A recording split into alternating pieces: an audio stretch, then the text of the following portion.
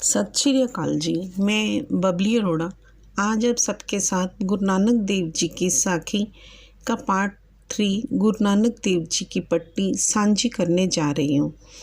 गुरु जी ने आगे 6वां अक्षर लिखा ख। खखे खुंद कार सा आलम, कर खरीद जिन खर्च दिया, बंधन जाके सब जग बांधिया, अवरी का नहीं हुक्म पिया। अर्थात सारी खुदाई का पालन पोषण करने वाला वही ईश्वर है। उसी के हुक्म में सारा संसार बंधा हुआ चल रहा है। उसकी इच्छा के बिना एक पत्ता भी नहीं हिल सकता। सृष्टि में 9 ग्रह, 27 नक्षत्र और कितनी ही आकाशगंगा सब अपने अपने स्थान पर रहकर अपना अपना काम कर रहे हैं। इतनी बड़ी सृष्टि का संचालन करने वाला परमात्मा कितना पावरफुल होगा, इसका अंदाज़ा लगाना भी हमारी सोच से परे है। कबीर जी भी कहते हैं, आए हैं सो जाएंगे, राजा रंक फ़कीर, एक सिंहासन चढ़ चले, एक बंदे जंजीर। अर्थात जो इस संसार में आया है वो जाएगा भी, क्योंकि सब उसके हुक्म में बंदे हैं। कोई संसार में आकर राजा बनकर सिंहासन पर बैठता है और कोई कैदी बनकर जंजीरों में जकड़ा रहता है। आगे फिर 7वां अक्षर लिखा ग। गग्गे गोई गाय जिन छोड़ी, गली गोबिंद गर्भ पया, कड़ पांडे जिन आवी साजी, चाड़न वाले तय किया। अर्थात अगर कोई मनुष्य उसे मन से प्रेम नहीं करता, सिर्फ बातें करता है कि वह प्रभु के प्रति बहुत प्यार रखता है, वे केवल अहंकारी बनता है। जैसे कुम्हार अपने बर्तनों को गढ़ता है और आवा गर्म करता है और उसमें बर्तनों को पकाता है, उसी प्रकार परमात्मा ने भी सभी को गढ़ा है और सबका जन्म मरण भी तय करके रखा है। सभी प्राणी उसकी रजा में ही संसार में आते हैं और जाते हैं।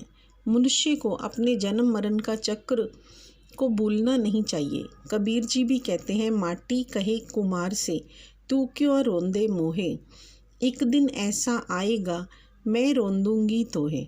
अर्थात जब कुम्हार बर्तन बनाने के लिए मिट्टी को पैरों से रौंदता है तो मिट्टी के मन की आवाज़ कबीर जी बता रहे हैं कि मिट्टी कुम्हार से कहती है कि आज तेरा समय है, तू मुझे रौंद रहा है, आज तू ऊपर है और मैं तेरे पैरों के नीचे हूँ। लेकिन एक दिन जब तू मरेगा और तुझे दफनाया जाएगा, तब तू मेरे नीचे होगा और मैं तेरे ऊपर रहूँगी। सब कुछ उसके हाथ में है, इसलिए हमें किसी को छोटा समझकर कभी अहंकार नहीं करना चाहिए। आगे 8वां अक्षर लिखा घ। कग्गा।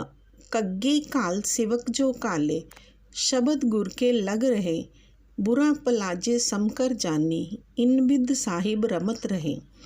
अर्थात गुरु नानक देव जी कहते हैं कि एक सेवक को अपने मालिक को खुश करने के लिए 24 घंटे उसकी सेवा में तत्पर रहना पड़ता है।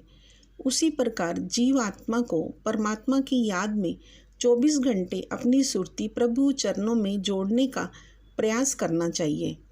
हमारे जीवन में अच्छा या बुरा जो भी होता है, हमें उसकी रजा समझकर स्वीकार करना चाहिए और अपने कर्मों को अच्छा करने की कोशिश करनी चाहिए, क्योंकि किस्मत हमारे हाथ में नहीं है, लेकिन अच्छे कर्मों से किस्मत बदल सकती है।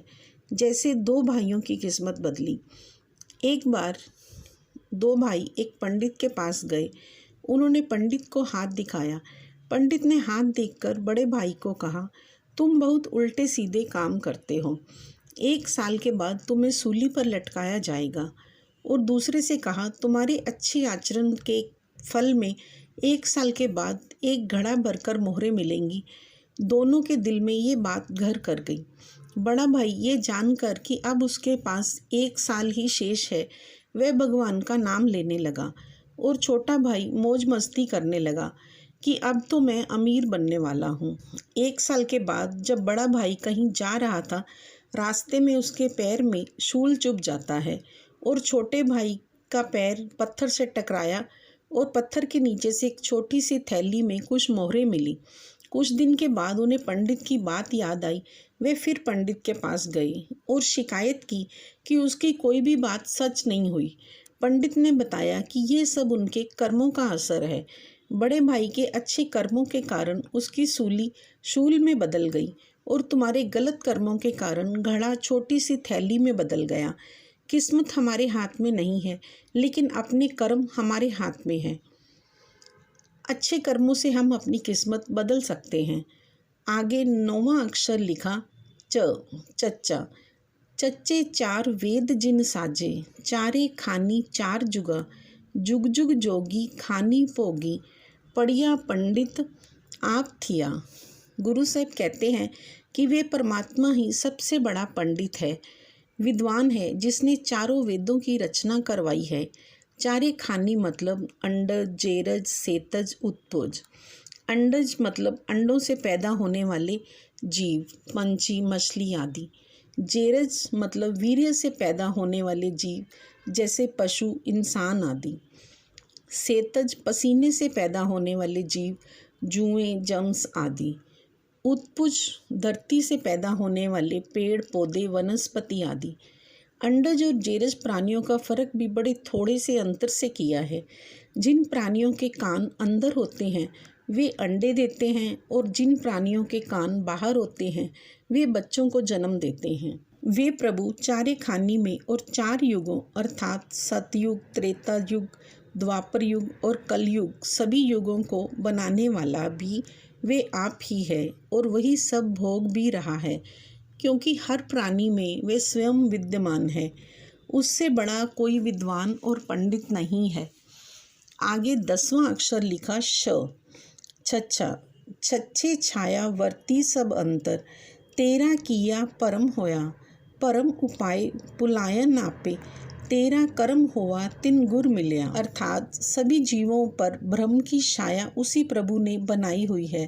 प्रभु ने खुद ही इसका प्रसार किया हुआ है, लेकिन मनुष्य को ये बुद्धि भी दे रखी है कि वे अच्छे बुरे की परख कर सके। जो अच्छे कर्मों से सद्मार्ग चुनता है और बुरे कर्मों का त्याग करता है, उस पर प्रभु अपनी कृपा दृष्टि करते हैं और उसके भ्रम के सारे पर्दे खुल जाते हैं।